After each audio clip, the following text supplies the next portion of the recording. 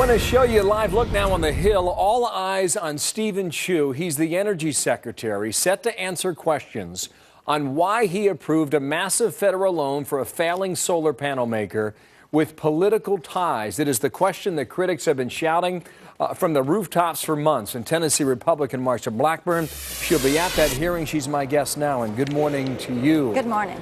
We understand Secretary Chu, he's going to come out fighting today with a vigorous defense. In part, he's going to say this on the screen. When it comes to the clean energy race, America faces a simple choice: compete or accept defeat. He's going to argue that this industry is worth $80 billion today, and America cannot afford not to be in the game. What do you say? Right.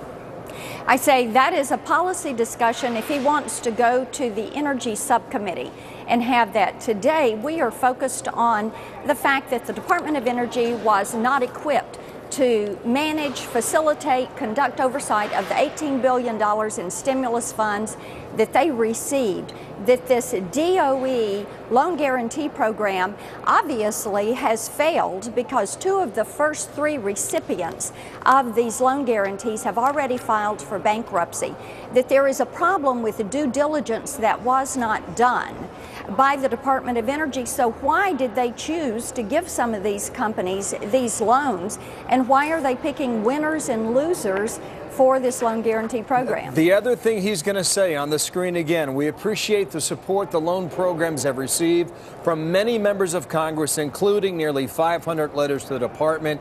He will argue that Republicans were even in on this program. What about that? Well, and what he is going to try to do there again is move it into a policy discussion. This is not about those individuals or those programs. This is about Solyndra. This is about these stimulus funds. This is about mismanagement. It's about lack of due diligence in the process, the vetting process that the Department of Energy, Treasury, OMB, and the White House went through. So we're going to get to the bottom of what has happened with these taxpayer dollars. We have about 45% of those stimulus funds out the door. And Bill, what we want to do is recoup as much of that money as we can and shut down programs like this. We're going to see where we stand with that. I hope that we can make certain that we get to the bottom of it. A lot of people argue that that money is down the drain. Here is one of the central issues to this. I don't know how you get to the bottom of it, but how do you rework a deal where the private investor gets repaid before the taxpayer? Well, and there again, that is one of the issues that we have.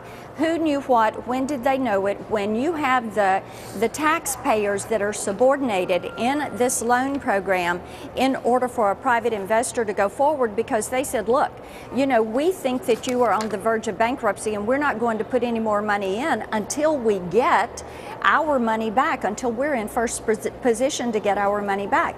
So what we want to know is how involved was Mr. Secretary, how involved were DOE employees in that process that took place in reconfiguring that loan. All right, the hearing begins in 40 minutes.